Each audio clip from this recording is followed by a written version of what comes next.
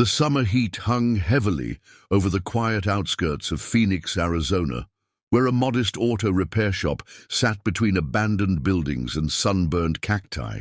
Inside the garage, the buzz of tools echoed beneath the clatter of metal and hum of an old fan. Eli, the local mechanic, wiped sweat from his brow as he knelt beside a rusted pickup. Grease stained his hands, face, and faded coveralls. People in town knew him only as the Greasy guy, who fixed junk no one else would touch. No one knew what he was truly capable of until the day she arrived. Her name was Sophia Blackston, and her arrival didn't come quietly. A matte black Rolls-Royce Phantom pulled up just after noon, its polished grille gleaming like a throne on wheels. The doors opened smoothly, revealing a tall man in a navy blue suit with sharp eyes hidden behind designer sunglasses. In his arms, he carried his daughter, 18, with long dark hair tied in a braid, her legs visibly frail, twisted slightly beneath her floral dress.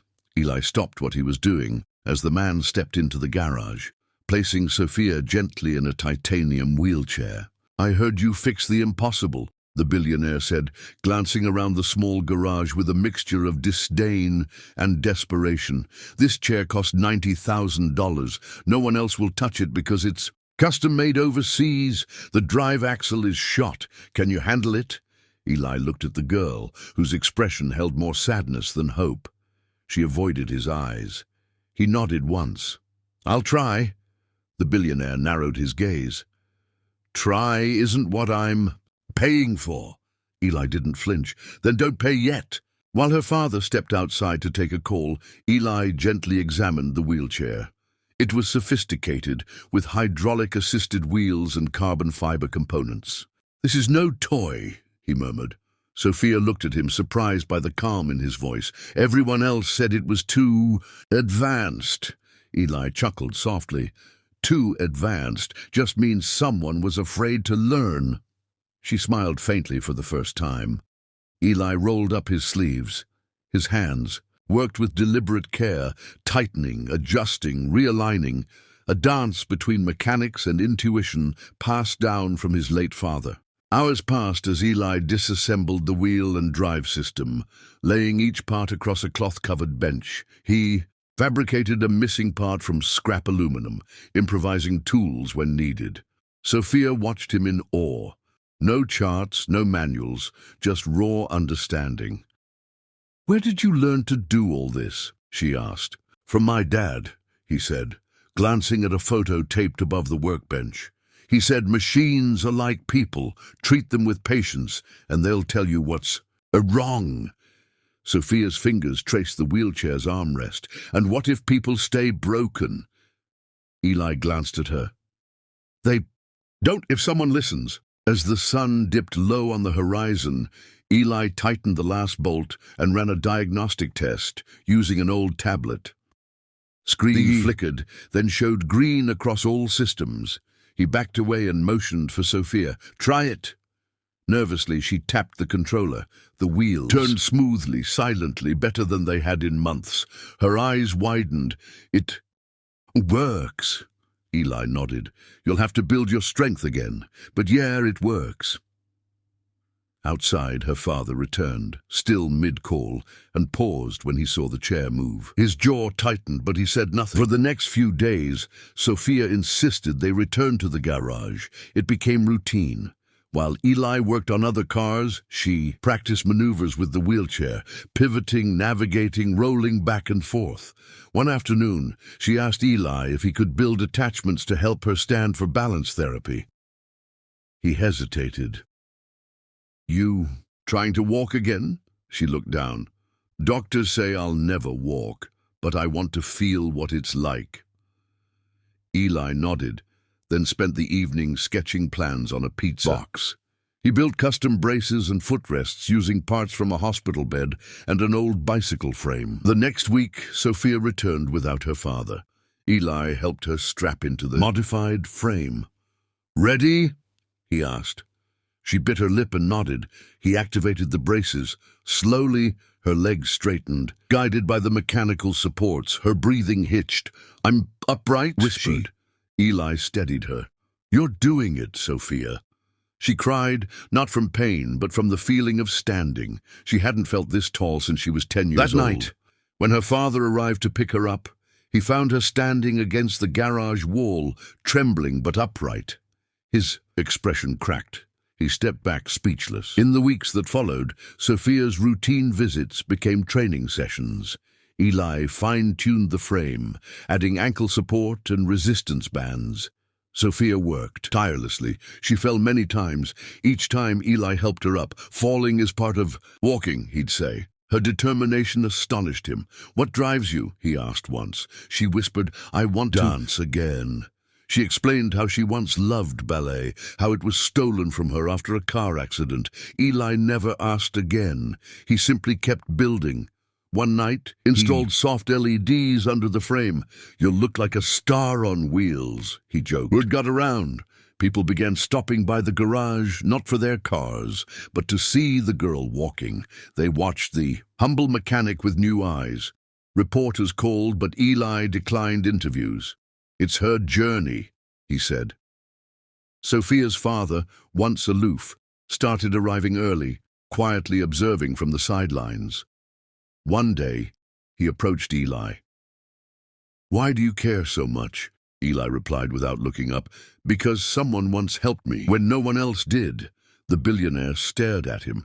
"You're doing what my millions couldn't." Eli shrugged. "Sometimes you just need grease, not gold." One Saturday morning, Sophia stood unaided for the first time. The braces remained, but she leaned on nothing. She took a shaky step forward, then another. Eli froze. Sophia beamed through tears. Her father dropped his phone. "She's walking," he murmured. Eli didn't move, as though the moment might vanish. "She's walking," her father repeated louder. Sophia's voice broke as she said, "Thank you, Eli." He swallowed hard. "You did that, not me." Outside, the town buzzed with the news. Local reporters gathered at the gates. The mechanic who fixed the unfixable had done something no hospital could. Later that evening, the billionaire returned alone. He handed Eli a check. 7 figures, take it." Eli looked at it, then handed it back. "Keep it. Use it for her therapy." The billionaire was stunned. "Why won't you take it?" Eli smiled softly. "Because I already got paid, in steps." That night, Eli sat at his workbench, the photo of his father beside a new medal Sophia gave him, a small token she had. One from a local fundraiser for disability tech. "You built something more than metal," she had said. "You gave me motion." Eli turned the medal in his hand, humbled. But the story wasn't over. Sophia had bigger plans. She told Eli she wanted to enter a charity dance event for adaptive athletes. "I want to show the world I'm more than a wheelchair," she said. Eli hesitated. "It's dangerous." Sophia grinned. "You made the impossible a possible once. Can you do it again?" That night he drafted blueprints for a powered exosuit frame, not military grade, but light, flexible, designed to respond to her motion. He scavenged materials, worked late into the night, and even installed a voice-responsive assist. It wasn't just engineering. It was belief sculpted in bolts and steel. Sophia trained daily with the prototype. There were setbacks, bruises, malfunctions, but she never gave up. Her father offered to buy high-end lab support. She declined. "Eli built this. I trust him." The event grew closer. Cameras rolled. Attention grew. News outlets were calling her the girl who dances with steel. On the eve of the event, Sophia stood in front of Eli, dressed in a flowing gown rigged for the exosuit. "You sure?" he asked. "I've never been more sure," she said. As the sun set behind the garage, casting a halo of gold across her shoulders, she stepped forward. Her first real step across that dusty garage floor echoed louder than any applause could. Eli stood in the background, arms crossed, eyes glassy. The girl who once sat quietly in a broken wheelchair was now walking, not just because of tech, but because someone believed when no one else did. And as the final rehearsal ended, And the reporters snapped photos outside. Sophia whispered to Eli, "Tomorrow, I dance not for them, but for you." And for the first time in years, the humble mechanic felt like something more than a fixer. He felt like a builder of miracles. Eli stood in the center of the workshop, brushing metal shavings off his calloused hands as the light above flickered softly. Across from him, Harper sat upright in the modified exosuit he'd engineered from repurposed wheelchair components and aircraft-grade parts. The contraption looked sleek, but its brilliance lay in its intuitive design. Her legs, once idle, now had a spark of hope. Eli adjusted the final calibrations as her father, Lawrence King. They stood silently behind them. No one spoke. Harper reached forward slightly, gripping the side rail with trembling fingers. The room, filled with years of oil, silence, and ridicule, now held its breath. A small hum activated beneath Harper's knees. Eli nodded. "Whenever you're ready." Harper glanced toward her father, his face unreadable. But she turned back to Eli, smiling nervously. She pressed the button. A soft click echoed as mechanical support aligned with her body. Slowly, painfully, her right foot moved forward, then the left. Her lips quivered as she took her first upright steps in over a decade. Lawrence gasped and instinctively stepped forward, but he stopped, realizing it wasn't his moment. Harper stumbled slightly, then steadied herself. Eli didn't flinch. He stood calmly, letting her find strength she'd never been allowed to discover. Harper's breaths came in sharp bursts, her body trembling from effort, adrenaline, and the shock of motion. She moved again. Another step, then another. The metal supports adjusted dynamically, responding to her body's intent. It was not magic. It was brilliant, painstaking mechanics mixed with empathy and innovation. Lawrence watched as the daughter he once sheltered behind luxury now walked without a gilded cage. Harper reached the other end of the workshop and turned slowly. Her eyes locked with Eli's. She tried to speak, but tears fell first. Eli reached for a small cloth, wiping grease from his fingers before meeting her halfway. "You did it," he said quietly, as though a frayed sound might break the spell. Harper flung her arms around his shoulders. Eli stumbled slightly, surprised by the embrace, but then placed his hand gently on her back. Lawrence stepped forward, his voice cracking. How did you do this?" "Doctor said—" Eli looked at him, not angrily, but with resolve. "They never looked at her the way I did." The billionaire was speechless. Eli turned back to Harper, helping her sit gently on a bench. She beamed through her tears. "You gave me a life back." And Eli only shook his head. "You just needed someone to believe." The news spread within days. Social media lit up with footage Harper had posted of herself walking unaided across Eli's garage. Media vans descended on the tiny Arizona town. Headlines blared, "Grease-stained. Genius defies medical science," and "Billionaire's daughter walks, thanks to forgotten mechanic." Reporters begged for interviews. Eli refused them all.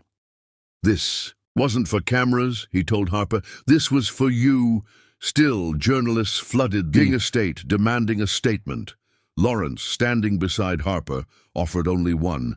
"The man you ignored, mocked, and dismissed built something no fortune could buy.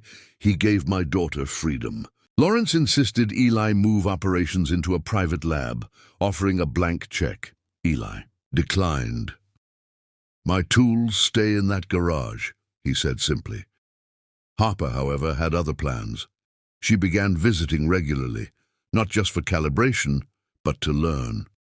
She asked about bearings, hydraulics, torque balance, until Eli realized she wasn't just curious. She was invested. Harper had been underestimated all her life, seen only as fragile, broken, or dependent. But Eli's workshop gave her purpose. Soon, she began modifying her own suit. One day, she added a collapsible arm to help open heavy doors. Another time, she built a voice command switch. The bond between them deepened. no longer just one of patient and builder, but two equals, reshaping possibility. They'd spend hours bent over wiring diagrams, arguing over tension ratios, or laughing when a prototype blew a fuse. Harper's progress became secondary to what they were building together, a future for countless others. Word spread to parents of disabled children, to veterans, to people whose insurance denied them hope. One woman flew in from Detroit with her son in a cracked wheelchair. Eli and Harper worked overnight and sent him home walking. Each project wasn't just engineering, it was quiet revolution. At a local community forum, Harper took the stage. She no longer used a suit, only a slim brace for balance. "We didn't just repair me," she said to a packed gym. "We built something that helps others walk, live, dream." Eli stood in the back, arms crossed, watching proudly. Someone asked about future plans. Harper grinned. "We're starting a foundation. Mobility shouldn't be for the privileged." The crowd erupted. Harper had transformed from Billionaire's daughter to advocate for the overlooked, and Eli, once dismissed as just a grease monkey, was hailed as a visionary. Still, he returned each evening to his workshop, tinkering quietly. Months later, Lawrence hosted a charity gala to fund their new non-profit. The event was glittering, with tech moguls and celebrities arriving in helicopters. Eli showed up late, wearing his cleanest denim jacket. Harper greeted him with a radiant smile. "They've all been asking about you." Eli shrugged. "Let them wait." As she guided him inside, the crowd parted. Some offered handshakes, others selfies, but it wasn't until Harper took the stage that the room truly hushed. "Tonight isn't about me," she began. "It's about a man who listened when no one else did, who fixed not just my wheelchair but my spirit." She gestured for Eli to join her. Reluctantly, he walked up. "I don't like speeches," he muttered. Harper smiled. "Then don't give one, just stand here with me." She handed him a bronze plaque. It read, "To the man who built hope from scrap." The crowd rose in a standing ovation. Tears shimmered in Eli's eyes, though he quickly wiped them. Later that night, back in his garage, he placed the plaque beside a dusty photo of his father, the man who taught him machines had souls. He sat at his workbench, cracked open a new sketchpad, and began designing a wheelchair for desert terrain. Outside, the stars blinked over the Arizona sky. Inside, the garage hummed softly with the life of a dozen unfinished inventions. Harper arrived quietly, holding 2 cups of coffee. She handed him one and pulled up a stool. "So," she said, "what are we? Building next?" Eli looked over, smiling. "Something faster, something lighter." She raised an eyebrow. "For racing?" He nodded. "There's a girl in New Mexico wants to compete next year." Harper leaned in, excitement flickering in her eyes. "Let's make sure she wins." In that garage, lit by dreams and fluorescent bulbs, 2 unlikely partners redefined what was possible. Not long after, the girl from New Mexico rolled into their garage. Her chair was barely holding together. She didn't speak much, but her eyes reminded Eli of Harper's the first day, tired but burning with hidden fire. Within days, they had her in a new prototype, lightweight carbon, frame, solar battery assist. As the girl took her first lap around the dusty field outside, Harper cheered from the sidelines.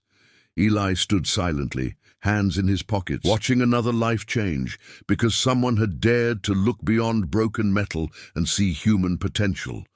It never got old. Every wheel turned was a victory. The foundation grew. More mechanics were trained. Young engineers joined the team, but Harper and Eli remained at its heart, personally overseeing every blueprint.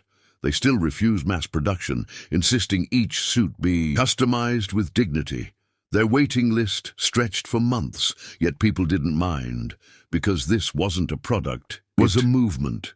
Eli, once ignored even in his own town, now had mayors calling for collaborations, but he kept his garage open to all, never charging those in need. Harper often joked, "We're the richest foundation in America." Eli would laugh, nodding, and proud of it. Years later, a documentary aired worldwide, Wheels of Change, The Mechanic and the Heiress. It told their story from Harper's steps to global impact. The final scene showed Eli sketching in his garage, Harper beside him, a young child playing on the floor with toy tools. Harper's voice narrated, "Sometimes the people society overlooks are the ones who change everything. Eli didn't just help me walk, he helped me lead." As the screen faded to black, millions sat in silence, inspired by the idea that hope can rise from the unlikeliest places. In one quiet Arizona garage, it already had.